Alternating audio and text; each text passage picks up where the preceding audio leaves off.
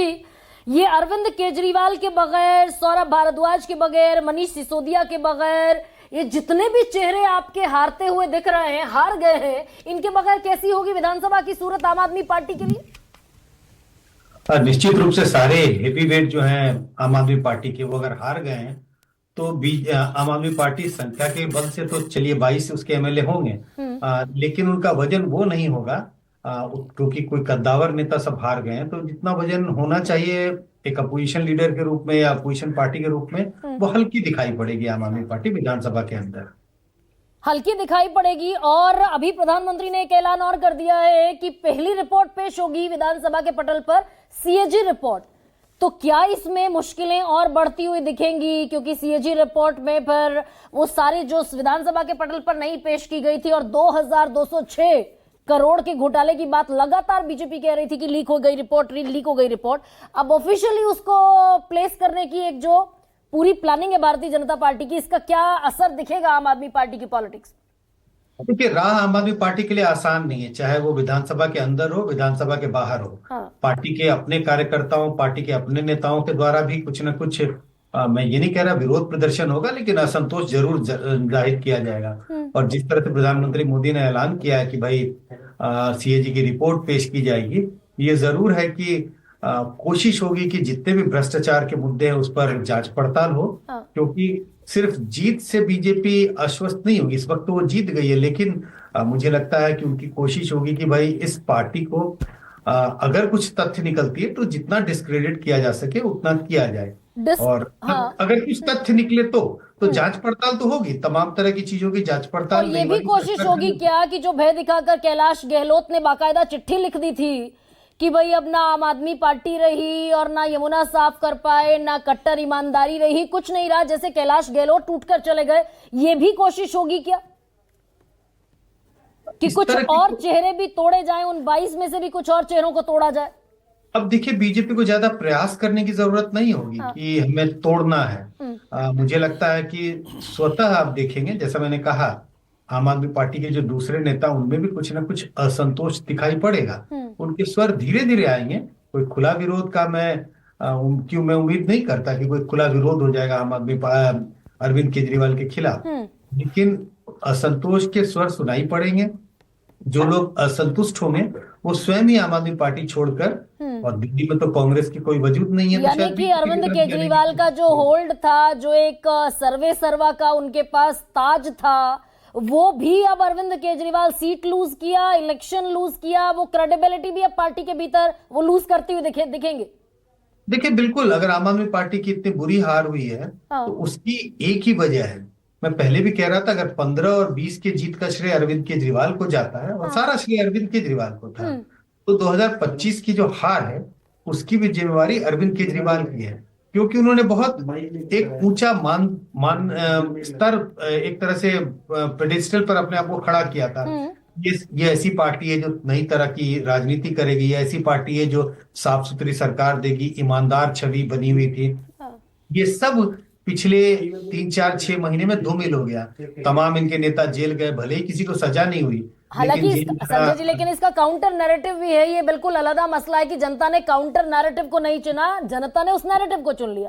लेकिन सुकेश, एक और नैरेटिव ये भी सुबह से चल रहा है कि अरविंद केजरीवाल के सर्वाइवल के लिए, या वो जो सत्ता का एक खुमारी, एक सत्ता की जो ताकत होती है, उसके लिए अब वो पंजाब में भगवंत मान को स्टेप डाउन करेंगे और वहां मुख्यमंत्री बनते हुए भी दिखेंगे। भाई, पंजाब में भी सत्ता उनकी है। नहीं, ये खबर गलत है। ऐसा कुछ होने जाने को नहीं है। जो आपने एक सवाल उठाया था उस पे आना चाहता हूं कि केजरीवाल के हार के मायने और बीजेपी की इस जीत का मतलब।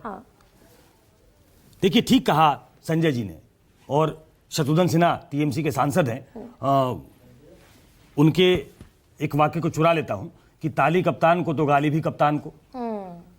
तो अरविंद केजरीवाल, मैंने कहा कि यह रेफरेंडम अरविंद केजरीवाल पे था। अरविंद केजरीवाल हार गए हैं। मैं पॉलिटिकल ऑब्यूचरी लिखने वाला व्यक्ति नहीं हूं कि अरविंद केजरीवाल खत्म हो गए, उनको राजनीतिक श्रद्धांजलि दे दी जाए, नहीं। लेकिन उनके सामने सीधे सीधे जो चुनौतियां हैं वो साफ दिख रही हैं। पहला, पंजाब का क्राइसिस, कभी भी पैदा हो सकता है। मुझे लगता है कि वो पंजाब कैंप करेंगे।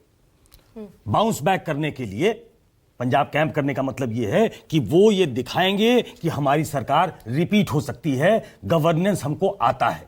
वो ये काउंटर नैरेटिव क्रिएट करने की कोशिश करेंगे कि दिल्ली में काम करने नहीं दिया गया, जो वो बार बार पंजाब में करके दिखाएंगे। तो एक तो पंजाब को संभालना और उनकी जो पॉलिटिकल एडवर्सरी है वो कैसे छिन्न भिन्न कर सकती है। मैं सवेरे भी ऑन ए लाइटर वीन पूछ रहा था किसी बीजेपी के नेता से कि कोई शिंदे दिख रहा है क्या वहां पंजाब आम आदमी पार्टी में। तो पहली चुनौती अपनी पार्टी को पंजाब में संभालना है।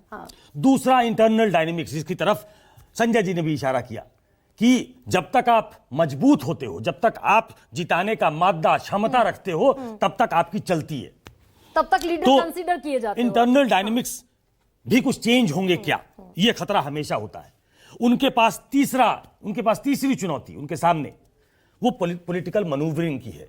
वो जिस आंदोलन से निकल कर आए थे, इंडिया ब्लॉक के सदस्य हो गए थे, अगर वो जीत जाते तो उनकी पोजीशनिंग कुछ और होती, क्योंकि आपको मालूम है कि तृणमूल उनके साथ, शरद पवार उनके दिल्ली चुनाव में साथ, अखिलेश यादव उनके साथ। तो एक ऐसे वो एक प्लेयर के तौर पे उभर रहे थे जो राजनीति में जिसकी आगे जाने की क्षमता दिख रही थी। इस हार ने वहां ब्रेक लगा दिया। अब उनके पास पॉलिटिकल मैनूवरिंग का स्पेस जो है वो कम हो गया। लेकिन कहते देखे कि कंस्ट्रक्टिव ऑपोजिशन की भूमिका निभाएंगे, क्या होगा ये कहेंगे उसके ऑपोजिशन? वो ये करेंगे आने वाले दिनों में। मुझे लगता है कि डबल इंजन की सरकार बीजेपी चाहती थी, वो ट्रिपल इंजन की सरकार होगी। आने वाले दिनों में मेयर भी बीजेपी का होगा और वो फॉरगो कर देगी आम आदमी पार्टी, क्योंकि वो चाहती है कि तीनों लेयर पे इनकी सत्ता हो, ताकि लोग जज कर सके कि भाई अब तो तीनों लेवल पे इनकी सत्ता है, ये क्या करते हैं। तो ये, और चौथा, उन्होंने बहुत खम ठोक के ये कहा था कि जिता दोगे, मुझ पे भ्रष्टाचार के आरोप लगाए थे, जिता दोगे तो सत्ता में बैठ जाऊंगा, कुर्सी पे बैठ जाऊंगा, और तब मानना पड़ेगा कि भ्रष्टाचार का आरोप जो लगा था वो सही था कि नहीं, लोगों ने हरा दिया। तो इस भ्रष्टाचार से, और प्रधानमंत्री मोदी का यह कहना कि सीएजी की रिपोर्ट टेबल की जाएगी, तो उनके ऊपर 10 तलवारें अभी और लटकेंगी। तो भ्रष्टाचार के आरोपों से निकलना वो एक बड़ी चुनौती है। छोटे में मैं बीजेपी का बता दूं कि बीजेपी के जीत के मायने क्या है।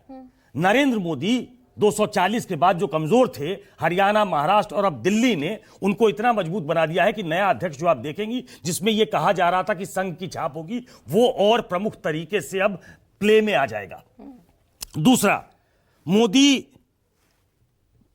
इंटरनल जो बीजेपी की पॉलिटिक्स है, उसमें तो पावरफुल थे ही, और पावरफुल हो जाएंगे, क्योंकि लगेगा कि एक एबरेशन था 2024 का चुनाव, ऐसा कुछ है नहीं, मोदी उतने ही पॉपुलर हैं। तीसरा, जो बिहार में चुनाव होने वाले हैं वो बार्गेनिंग पोजीशन में होंगे, क्योंकि जेडीयू वहां पहले से कमजोर हुई है। क्या जेडीयू के सामने अब मोदी एक ऐसे प्रचंड प्लेयर के तौर पे होंगे जहां वो ज्यादा बार्गेन कर सकते हैं। तो ये सारी कि भाई हम अपनी सरकार बनाएंगे, अपने दम पर सरकार बनाएंगे, लगातार वो गिरिराज सिंह से लेकर तमाम लोग और विजय सिन्हा तक कहते थे। मैं अलगाव की बात नहीं कर रहा हूं, लेकिन जो पावर पॉलिटिक्स होती है प्रेशर टैक्टिक्स कोलिशन में, उसमें एक मेजर प्लेयर के तौर पे सीट शेयरिंग में और बार्गेन करने की सिचुएशन में भारतीय जनता पार्टी होगी। लेकिन राजकिशोर जी, दिल्ली पर अगर मैं वापसी करूं तो ये जो सीएजी की रिपोर्ट जैसे ही टेबल होगी और जैसे ही शीश महल से लेकर और लिकर